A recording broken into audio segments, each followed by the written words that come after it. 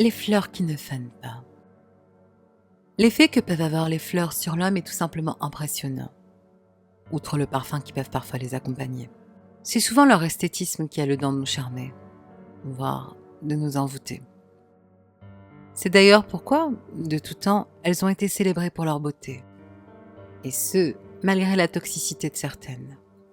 Malheureusement, cet éclat a l'inconvénient de n'être qu'éphémère. En effet, elles sont toutes destinées à faner, sans exception. Dès lors, la fleur perd de sa fraîcheur à mesure que le temps passe, la privant de son intérêt initial. Pour être tout à fait franche, ce phénomène a le don de m'attrister. Pourquoi Mère Nature a-t-elle créé des choses qui ne sont belles qu'à un instant T? Pourquoi le beau est-il voué à disparaître? Et ne me parlez pas de fleurs synthétiques, s'il vous plaît. Elles ne dupent personne. Leur beauté n'étant qu'artificielle et factice. Certains d'entre vous objecteront sûrement que la beauté florale peut être dessinée ou photographiée. Je leur répondrai qu'en réalité, la beauté ne peut être dûment appréciée qu'au naturel.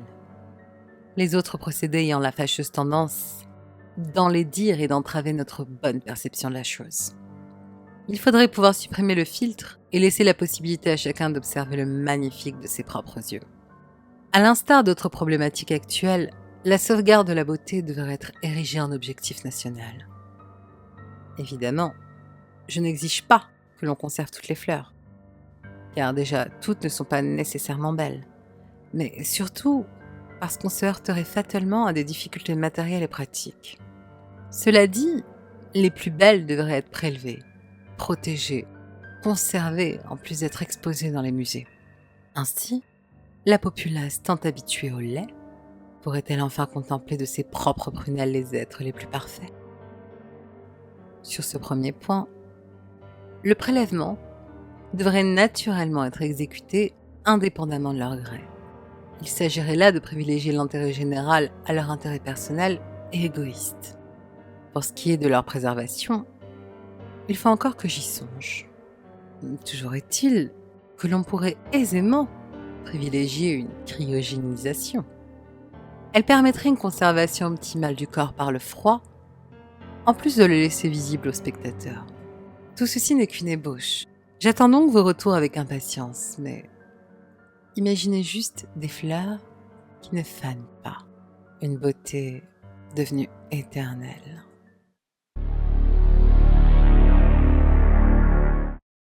L'homme du sous-sol.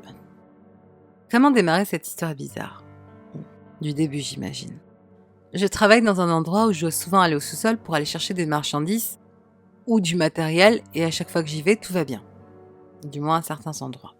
Car il y a quelques endroits qui me foutent les jetons. Où j'ai la sensation que quelqu'un me regarde ou est dans la salle avec moi et ça me fait trembler et mon cœur se met à battre. J'ai décidé de faire un test et j'ai pris mon appareil photo au sous-sol et ai pris quelques clichés de toute la zone. En allant à la partie effrayante du sous-sol, j'eus le sentiment que quelqu'un était avec moi. J'ai eu si peur d'aller seule que j'ai demandé à un ami de m'accompagner pendant que je prenais les clichés. J'allais prendre la dernière image du couloir avec le coin sombre qui faisait peur. Je me focalisais vers la sortie et reculais pour avoir un meilleur plan. Et j'ai senti comme une caisse ou une chose se cognait contre moi. Je me tournais d'un côté et ça me touchait toujours. Puis je me tournais de l'autre et je me suis dit « Hey, qu'est-ce qu'il y a derrière moi, bordel ?» Et mon collègue me répondit « De quoi tu parles? Il n'y a rien derrière toi. » Je me retournais pour voir ce qui me touchait. Effectivement, il n'y avait rien du tout. J'ai hurlé « Oh merde !» Oh putain de merde. Oh mon Dieu, mon Dieu, mon Dieu. J'éteignis mon appareil et fonça vers les escaliers. Mais le plus étrange arriva le matin suivant, quand je jetai un œil sur les photos prises. Il n'y avait rien de concluant sur les photos, juste toutes les merdes qui traînaient un peu partout. Jusqu'à la dernière photo que j'avais prise. Il y avait quelque chose dessus. La première fois qu'on regarde, on ne le distingue pratiquement pas. Mais quand on zoome, on dirait apparemment un jeune homme de probablement 20 ou 21 ans. Juste recroquevillé là et ses bras autour des jambes et sa tête légèrement penchée alors qu'il me regardait le prendre en photo. On peut voir ses cheveux sur le côté de son visage. le nez et la forme de tout son visage. Pour continuer l'histoire, je reviens au sous-sol avec ma fille qui possède les mêmes sens que moi, comme ma mère et ma grand-mère avaient, et on arriva dans l'endroit effrayant et j'ai commencé à lui parler. Lui dire que nous ne lui voulions aucun mal et que nous ne souhaitions pas envahir son espace.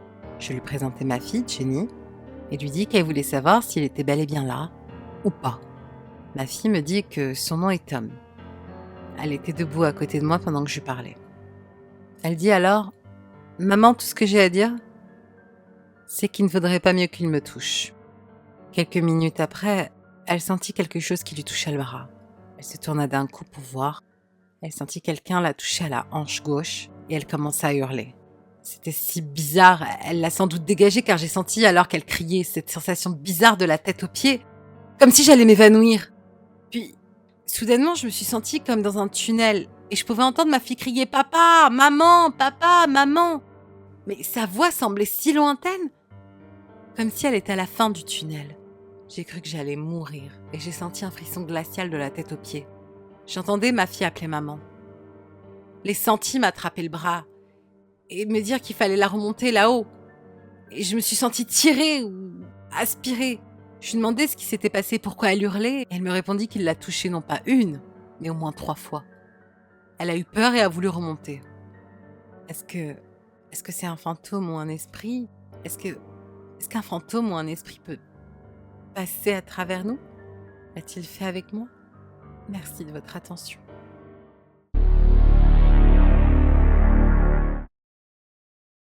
Sous les escaliers. Victor se planta en bas des escaliers qui lui avaient permis l'accès à la cave, il y a quelques minutes. Il leur faisait face, prêt à les remonter. S'il avait pu tous les monter d'un bond ou voler au-dessus d'eux, il l'aurait fait, si seulement il aurait pu. Ce garçon aurait accepté beaucoup d'événements étranges depuis que sa famille déménageait dans cette maison. Il crut sa mère quand elle lui dit que les murmures qu'il entendait la nuit étaient les meubles qui craquaient et qu'il ne fallait pas s'inquiéter, même si cette idée le déconcertait. Il crut son père quand il lui dit que les visages dansants qu'il voyait sur les murs de sa chambre étaient la lumière des phares des voitures qui passaient dans la rue et non pas des esprits se moquant de lui. Victor n'avait même pas fait attention à la cave elle-même, même si elle n'était pas terminée. Mais maintenant, dans les jours chauds d'août, les ouvriers sont venus. Ils étaient dégoulinants de sueur et bruyants. Mais ça, ce n'était pas l'affaire de Victor. Ces hommes avaient retiré les escaliers déjà existants dans l'intention d'en refaire des nouveaux, quand la cave sera terminée. Pendant ce temps, il avait placé des marches en bois solidement clouées au mur. Victor n'avait pas peur de tomber. Non, ces planches étaient très solides. Ce qui l'effrayait, c'était l'espace entre elles. « Tu as les mêmes réactions que le chien », lui disait sa mère. Elle avait raison. Depuis que les escaliers avaient été enlevés, le chien ne descendait plus. Il essaya une fois, mais à la 3e marche, il regarda sous lui, gémit et fusa en arrière. Après cela, il était complètement effrayé pendant au moins 1 heure et poussait des gémissements. « C'est parce qu'il y a quelque chose en dessous », dit Victor à sa mère. Victor lui-même descendit dans la cave quand il put. Et même s'il n'avait rien vu bouger, il sentait de la chaleur, comme une haleine qui suintait à travers ses ouvertures. Il décida de remonter et de ne pas regarder ces espaces lors de la montée. Mais, pour la première fois, il finit par regarder entre les marches. Il jura avoir vu des yeux blancs.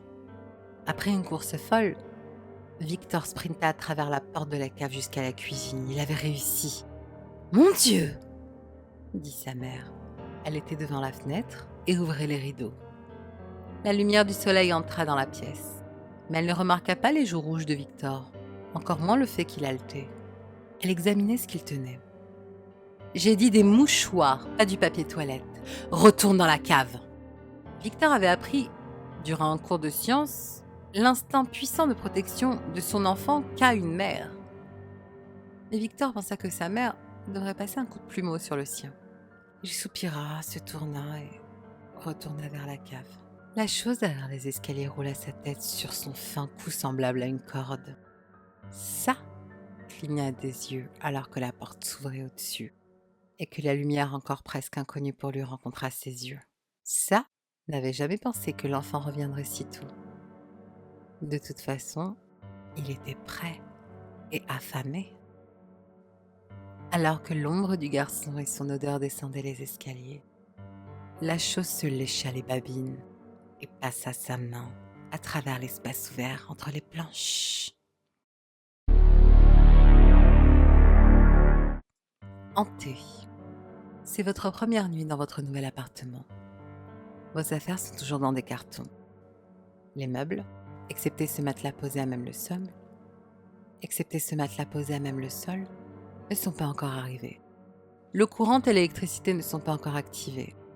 Et vous devez attendre le lendemain pour cela. Alors vous vous débrouillez sans. Après tout, une lampe torche et quelques bougies suffiront jusqu'à ce que vous alliez dormir. Malgré l'horrible sensation d'être seul dans un appartement plongé dans les ténèbres et vide, vous ignorez cette sensation et essayez de dormir. Un son vous réveille.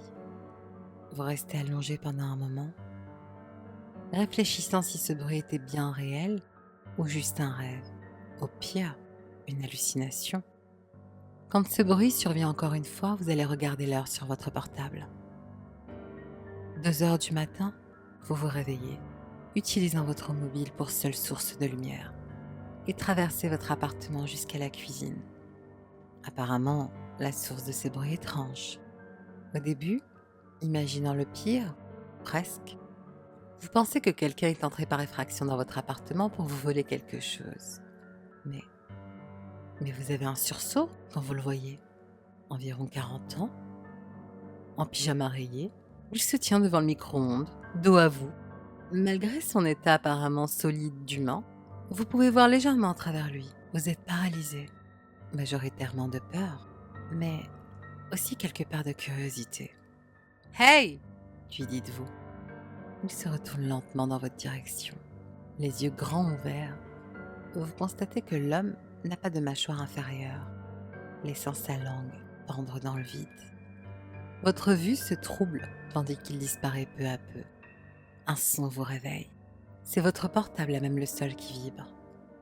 Apparemment, c'est le matin. En tout cas, vous voyez les rayons du soleil s'engouffrer par la fenêtre. Malgré les événements de cette nuit, vous êtes sur votre matelas et vous avez raté un appel de votre mère. Vous êtes confus et tremblant de peur après l'expérience de cette nuit. Mais alors que vous rappelez votre mère pour lui dire que tout va bien, et tout ce temps où le téléphone sonne en attendant qu'elle décroche, vous vous posez une question. Était-ce un rêve ou vous avez vu un fantôme ?